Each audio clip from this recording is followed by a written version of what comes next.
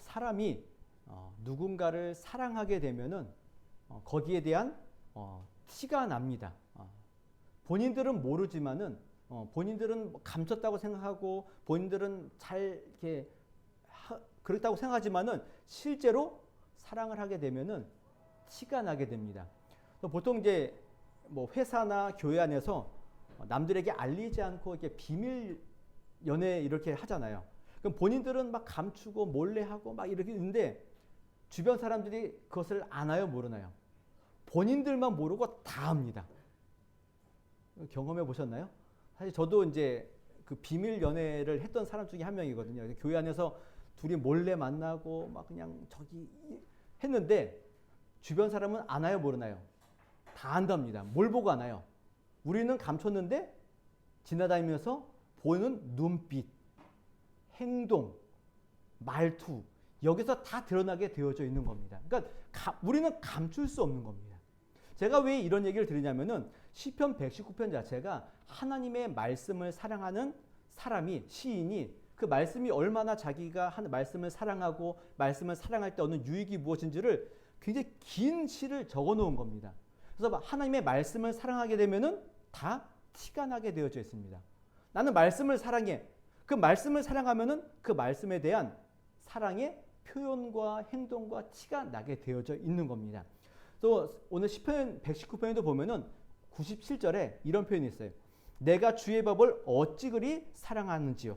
내가 그것을 종일 작은 소리로 읊조리나이다. 내가 주님의 말씀을 너무 사랑하기 때문에 종일토록 뭐 한다고요? 말씀을 읊조리는 겁니다. 그 읊조린다는 이야기는 말하고 읽고가 아니라 조용히 묵상하고 그 묵상한 내용의 말씀을 내가 따라 살겠습니다. 여기까지 가는 겁니다. 그럼 말씀을 사랑하면은 묵상하게 되고 읽게 되고 말씀을 따라 살게 되어져 있는 겁니다. 근데 오늘 본문의 이야기는 그 내용들 가운데 많은 것도 있지만은 사랑하기 때문에 내가 어떤 상황에 있는가, 내가 어떻게 그 사랑을 표현하고 있는가를 기록하고 있는 겁니다. 시편 119편 마지막 이게 21번째 연이거든요. 21번째 연이니까 거의 끝자락인 겁니다. 마지막을 결론 내리면서 내가 하나님의 말씀을 사랑하기 때문에 나는 하나님의 말씀을 이렇게 고백합니다. 이렇게 바라봅니다. 라고 자신의 신앙 고백과 또 이 시를 읽는 성도들에게 또 많은 사람들에게 너희들도 이렇게 말씀을 사랑한다면 이렇게 살아가야 된다라고 고백하고 있는 내용인 겁니다. 그래서 각 절마다 보면은 마지막에 이렇게 행동하는 겁니다. 그래서 161절에 보면은 주의 말씀만 경외하나이다. 그 다음 절에 보면은 내가 주의 말씀을 즐거워합니다. 주의 율법을 사랑하나이다. 내가 하루에 7번씩 주를 찬양하나이다. 그들에게는 장애물이 없습니다. 주의 계명을 내가 행합니다. 주의 증거들을 지킵니다. 주의 법도들과 증거들을 지킵니다. 이렇게 매 절마다 주의 말씀을 사랑하기 때문에 나는 이렇게 행동합니다. 이렇게 삽니다라고 고백하는 내용인 겁니다. 그래서 제가 읽고 준비하면서 야 이거는 한 절 한 절마다 한 절 한 절을 설교해야 되겠다라는 생각이 막 드는 겁니다. 이거를 그냥 뭉뚱거려서 하나하나를 막 설명하기보다는 하나하나를 했으면 좋겠는데 또 요즘 시대 자체가 뭔가 하나를 막 깊이 막 들어가면은 이게 힘들어하는 세대이기 때문에 이미 또 시편 119편 21번 동안 21주 동안 했기 때문에 또 이거를 8번 나눠서 하면은 여러분들이 막 피곤할 것 같아가지고 어쨌든 간략하게나마 하나하나를 살펴보면서 주님을 사랑하기 때문에 이런 증거들과 이런 행함이 우리에게 있구나라는 것들을 함께 살펴보면서 저와 여러분들이 내가 주님을 사랑하고 있는데 말씀을 사랑하는데 이런 일들이 나에게 있는가 없는가를 한번 점검해보는 이런 마음들과 행동들이 나에게 있는가를 한번 살펴보는 그런 시간들을 가지려고 합니다. 그래서 오늘 제목 자체가 어떻게 되어 있냐면은 어떻게 되어 있냐면 말씀을 사랑할 때 나에게 일어나는 일인 겁니다. 말씀을 사랑할 때 나에게 정말 이런 일이 일어나고 있는가 한번 돌아보는 시간들을 갖겠습니다. 자, 161절에 보면은 이렇게 표현합니다. 고관들이 거짓으로 나를 핍박하오나 나의 마음은 주의 말씀만 경외하나이다. 그러니까 지금 시편 기자의 첫 번째 고백은 뭐라고요? 주의 말씀만 경외합니다. 주님의 말씀만 내가 사랑합니다. 주의 말씀만 내가 두려워합니다라는 표현인 겁니다. 근데 주의 말씀을 경외하는데 어떻게 경외하냐면은 고관들이 거짓으로 나를 핍박하지만은 나는 뭐만 경외한다고요? 주의 말씀만 경외하는 겁니다. 그러니까 지금 시편 기자의 상황은 어떤 상황이냐면은 고관들이, 그러니까는 지위가 높고 권력이 많은 사람이 아니라 사람들인 겁니다. 그들이 나를 핍박하는 겁니다. 근데 여기서 핍박이란 단어는 그냥 단순히 그냥 나를 괴롭히고 나를 그냥 뭐 욕하고 이런 정도가 아니라 내가 죽음의 위협을 받을 만큼 거의 죽음의 위협에 처해져 있는 그런 정도의 핍박인 겁니다. 그러니까 고관들이, 힘 있는 자들이, 뭐 쉽게 얘기하면 왕이, 뭐 대통령이 나를 죽이기 위해서, 나를 핍박하기 위해서 나를 지금 괴롭히는 겁니다. 어디까지요? 내가 생명의 위협을 느낄 만큼의 괴롭힘과 있는 겁니다. 그러니까 이러면 어떨까요? 굉장히 두렵고 떨리겠죠. 근데 그런 두렵고 떨림 가운데도 있지만은 나는 이 두려움보다 뭐가 더 두렵다는 겁니까? 하나님의 말씀이 훨씬 더 두렵다라는 이야기를 하는 겁니다. 여러분 주변에 힘 있는 사람들이 나를 괴롭히고 핍박할 적에 그 핍박과 그 두려움보다 하나님의 말씀에 대한 두려움이 나에게 더 있는가를 먼저 살펴보셔야 되는 겁니다. 이 고관들의 핍박은 굉장히 무섭습니다. 역사적으로 보게 되면은 로마 그 시대에 초대교회 보면은 로마 황제들 가운데 기독교인들을 많이 박해합니다. 그 박해한 사람들 가운데 대표적인 황제가 누구냐면 네로죠. 들어보셨죠? 네로. 로마에 화재가 났습니다. 큰 화재가 났는데 이 화재 때문에 민심이 흉흉해지자 이 황제가 이 화재의 그 방화범을 누구로 몰았죠? 기독교인으로 몰아버린 겁니다. 그래서 기독교인으로 몰아놓은 다음에 거기까지도 괜찮은데 기독교인이 이 화재를 일으켰기 때문에 그들을 어떻게 하나요? 핍박하고 그들을 다 처형하는 겁니다. 그러니까 거짓되게 아무런 이유 없이 그들을 핍박하는 대표적인 예이죠. 그러나 그 일 때문에 믿는 자들이 돌아서지 않고 여전히 그런 핍박과 그런 네로 황제의 어떤 그 두려움보다 뭘 더 두려운 겁니까? 하나님의 말씀을 훨씬 더 두려워하고 그 말씀을 경외함으로 그 믿음과 신앙을 지키는 모습이 있었던 겁니다. 이게 그 예인 거죠. 오늘 시편 119편도 보통 누가 졌냐라고 저게 모른다고 얘기하는데 옛날에는 다 다윗이 이 시편을 졌다고 얘기한 겁니다. 이게 만약에 다윗이라면은 다윗의 상황은 어떻습니까?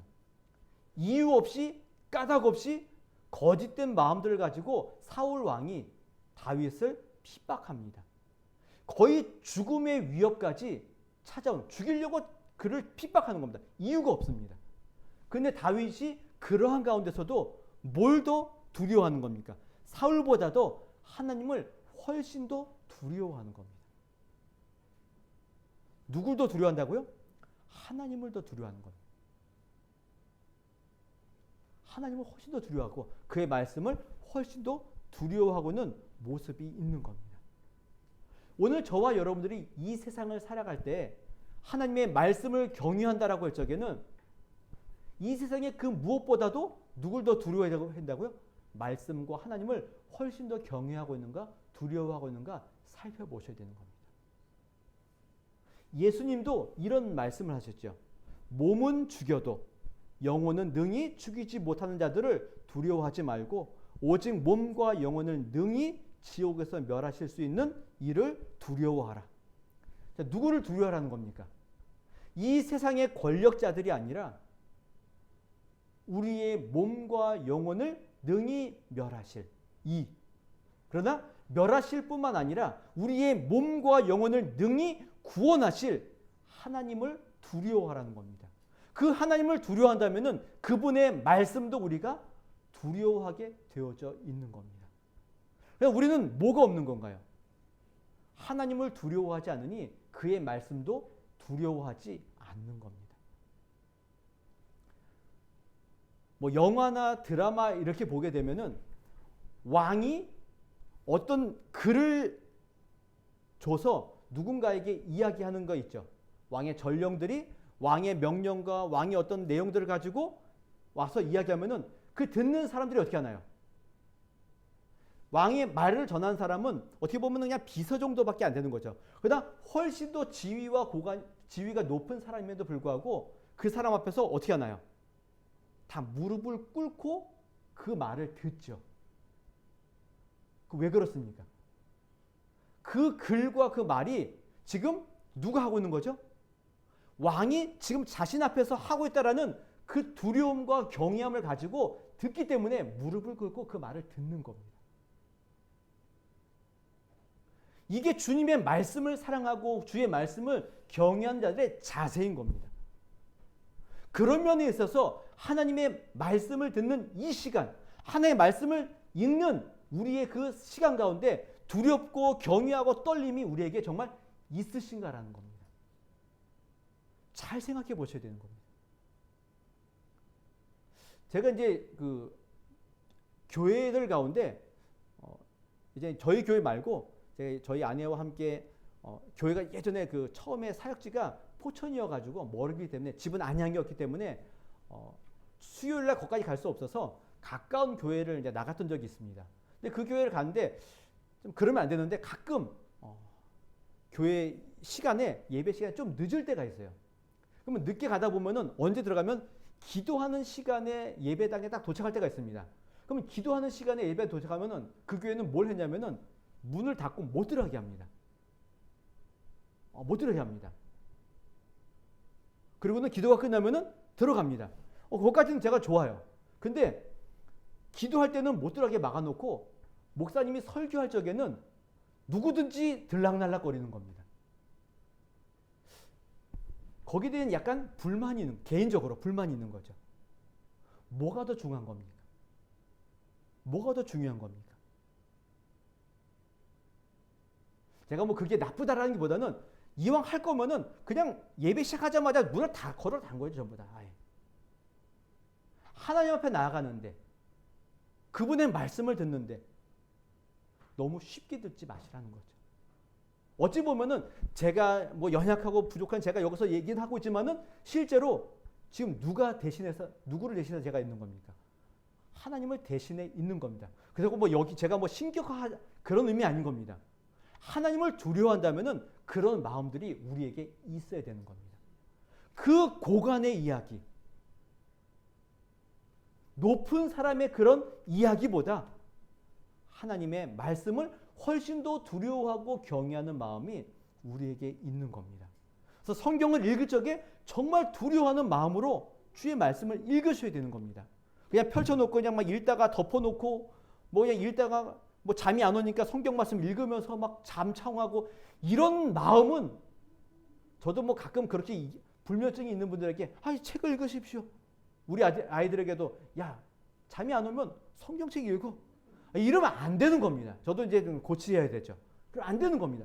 성경을 대할 적에는 말씀을 대할 적에는 정말 두렵고 떨리는 마음을 가지고 하셔야 되는 겁니다.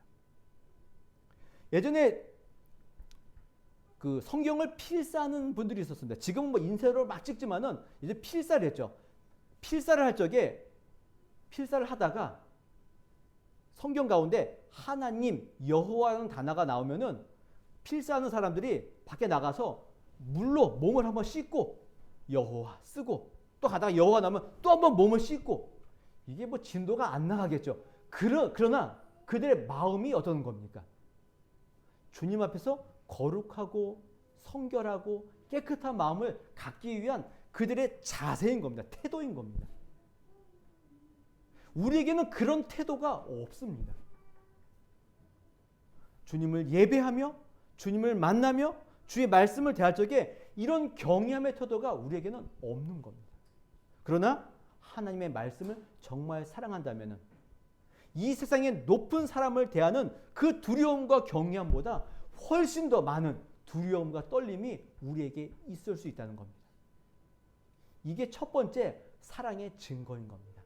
하나님을, 주의 말씀을 이 세상에 있는 그 모든 사람들보다 그들의 어떻게 보면 두렵고 두려워할 수밖에 없고 핍박할 수밖에 없는 그 상황들보다도 주님의 말씀과 주님을 훨씬 더 두려워하고 떨고 경외하는 마음이 있는가? 첫 번째로 살펴보셔야 되는 겁니다. 두 번째는 162절에 이렇게 표현합니다. 사람이 많은 탈취물을 얻은 것처럼 나는 주의 말씀을 즐거워하나이다. 탈취물이라는 이야기는 남의 것을 약간 훔치는 듯한 그런 이야기여서 좀 표현이 그렇지만은 전리품인 겁니다. 전리품. 전쟁에 나아가서 승리한 다음에 얻어지는 그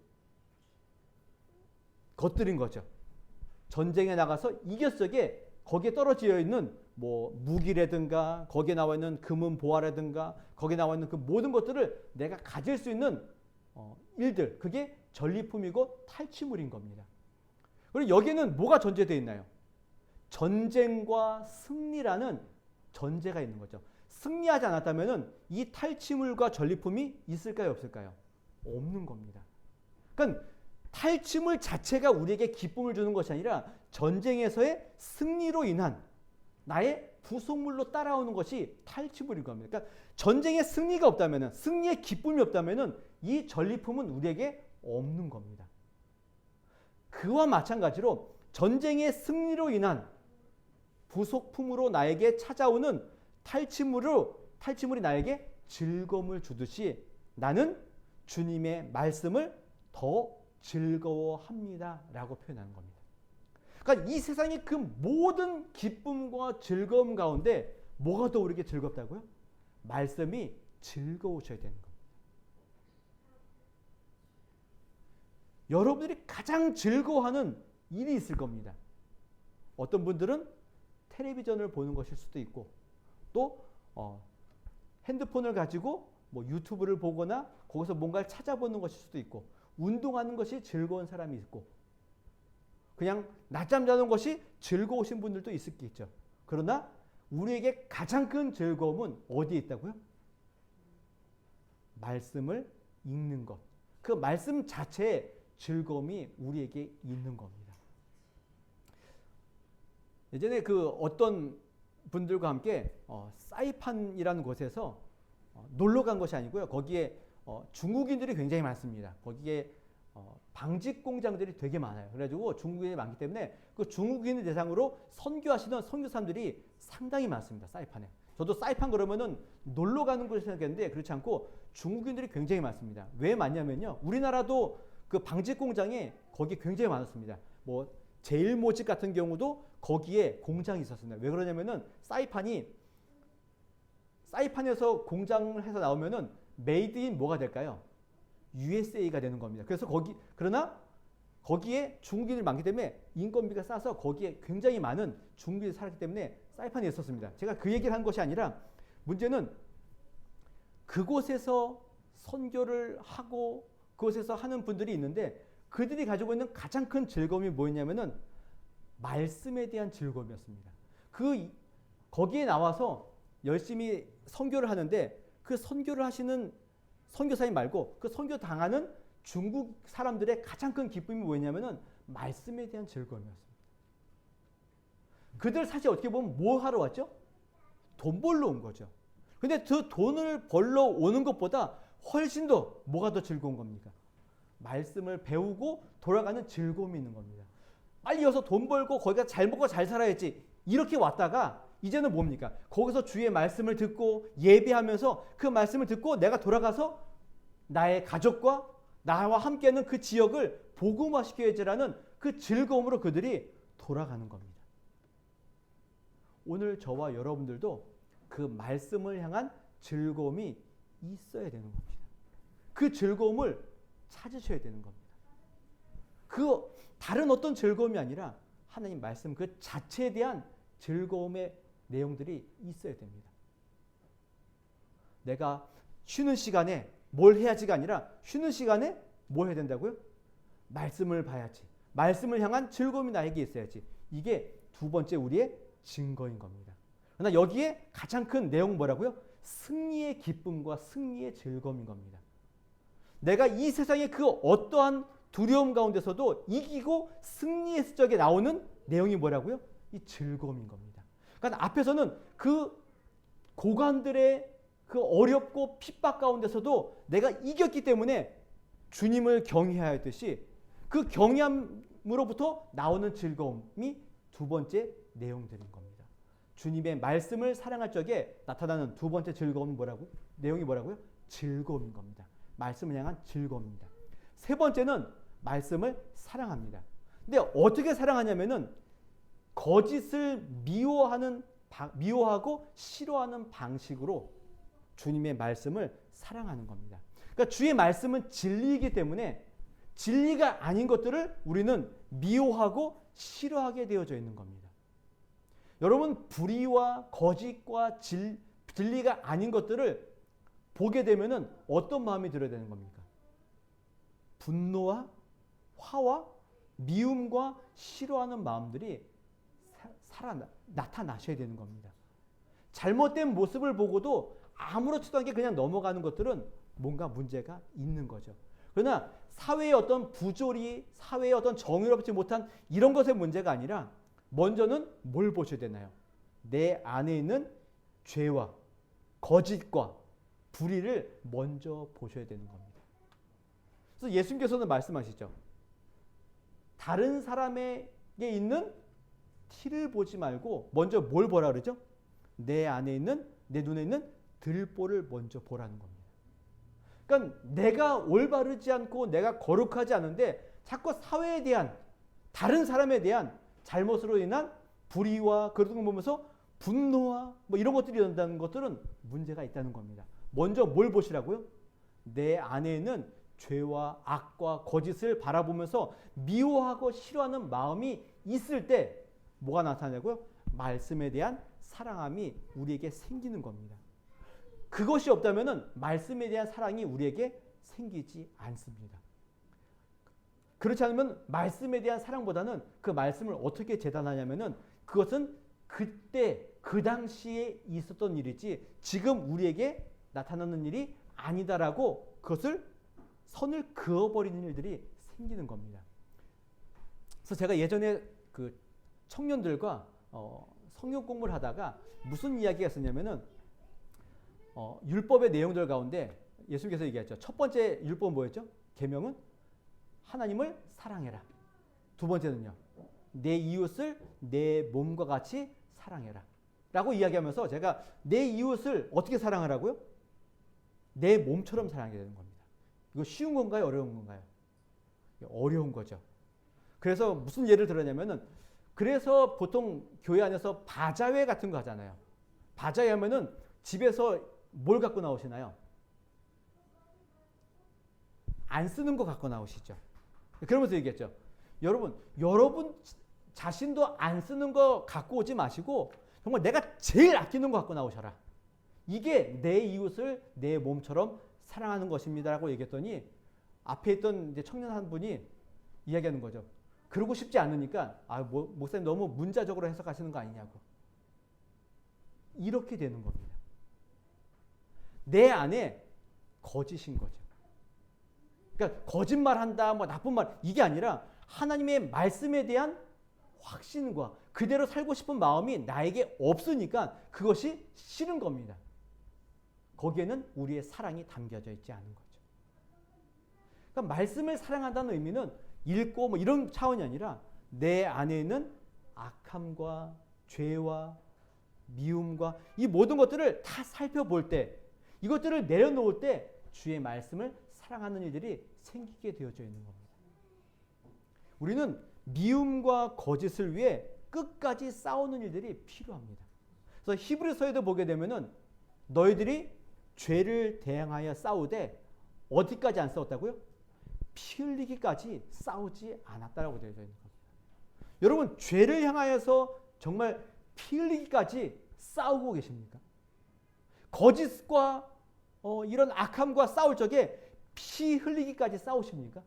아니면은 어차피 나는 악한 자이니 이것을 내가 굳이 피 흘리기까지 싸울 필요가 있을까? 어차피 그런 사람인데. 그리고 그렇게 잘못을 해도 누가 계시나요? 우리의 대언자이시고 우리의 죄를 용서하시는 사랑과 긍휼이 많으신 누가 계시나요? 예수님이 계시니 내가 아무리 죄를 져도 주님이 용서하실 거야. 그냥 포기하시는 겁니까? 그게 아닌 거죠.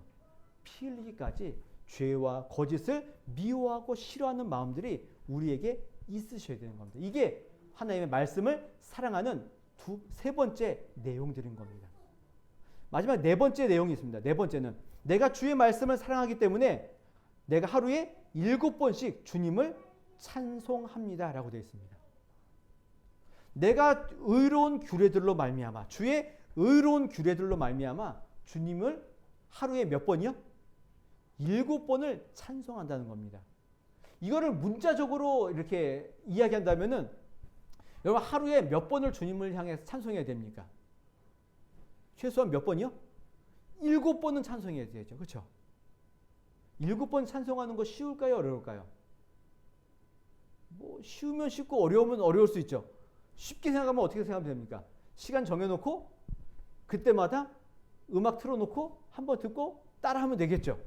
여기서 얘기하는 7번이라는 이야기는 보통 교회 성경에서 7번이라는 것은 뭐 완전수이기도 하고 하루 종일 주님을 향한 우리의 온 시간을 주님께 드리는 그런 의미인 거죠. 그래서 7번 찬양한다는 이야기는 하나님의 말씀에 대해서 내가 뭐 하는 거죠? 종일토록 찬송하고 그것을 높이겠다라는 우리의 표현인 겁니다. 근데 뭐에 대한 문제라고요? 하나님의 말씀은 의롭다는 겁니다. 의로우신 하나님의 규례 때문에 내가 7번을 주님만을 하루에 7번을 찬송하겠다는 거죠. 하나님의 말씀이 의롭지 않으면 찬송 안 해도 됩니다. 그러나 의로운 규례이기 때문에 그분을 7번이나 또 지속적으로 부지런하게 열정을 가지고 주님을 찬송하겠다라는 표현인 겁니다. 지금 161절부터 164절까지 이야기해 보면은 다 뭐가 되나요? 내가 주님을 경외합니다. 내가 주님을 즐거워합니다. 내가 사랑합니다. 내가 7번 찬송합니다. 다 뭐가 됐나요? 나죠. 내가 주님을 말씀을 사랑하기 때문에 경외함과 즐거움과 사랑과 찬송이 나에게 있습니다라고 고백한 겁니다. 그리고는 165절부터는 내가 아니라 누구로 되어 있나요? 다른 사람인 거죠. 주님의 법을 사랑하는 사람들에게 주는 권면인 겁니다. 나는 주님의 말씀을 사랑하기 때문에 이렇게 말씀을 이렇게 대하고 있습니다라고 표현한 다음에 다음부터는 당신들도 이렇게 됩니다. 여기 당신들은 누가 포함됐나요?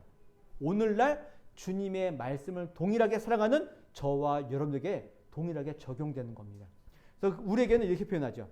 주의 법을 사랑하는 자들에게는 큰 평안이 있으니 그들에게는 장애물이 없습니다. 자, 하나님의 말씀을 사랑하는 자에게는 뭐가 있다고요? 평안이 아니라 어떤 평안이요? 큰 평안입니다. 그러니까 그냥 일상적으로 주어지는 평안이 아니라 어떤 평안이 있다고요? 큰 평안이 있습니다. 그래서 히브리서에도 보면은 구원 이야기하고 또 뭐가 나면 큰 구원 얘기합니다. 큰 구원. 그럼 구원은 뭐고 큰 구원은 뭐냐? 사실 다 같은 이야기죠. 그러나 그 누구도 어떻게 할 수 없는 놀라운 은혜와 구원과 평안이 우리에게 있다는 겁니다. 그러니까 우리의 그 모든 어려움과 힘든 가운데서도 누구도 흔들 수 없는 그런 의미로 큰 구원을 표현하고 있는 겁니다. 여러분 철로 역정에 보시게 되면은 이 크리스찬이 막 어렵고 힘든 길을 막 걸어가잖아요. 힘들고 어려운 길을 막 걸어가는데 그 가운데서 어떤 어려움이 찾아왔을 때 실망과 낙심이 찾아왔을 적에 누가 나타나면 큰 은혜라는 분이 크리스찬에게 찾아오셔서 그를 은혜의 가운데로 이끄는 모습이 보여지는 겁니다. 그냥 은혜도 있지만은 이미 은혜를 가지고 출발하고 그 은혜를 가지고 걸어가는데 그에게 어려움이 찾아오는 겁니다. 힘들고 어려움이 자꾸 찾아오는 겁니다. 주변에 박해가 있고 뭐 조롱이 있고 뭐 게을러지고 이럴 적에 그에게 누가 있다고요? 큰 은혜가 도와주셔서 거기를 이기는 모습이 철로 역정에 드러나는 겁니다. 그래서 주의 말씀을 사랑하는 자들에게는 뭐가 있다고요?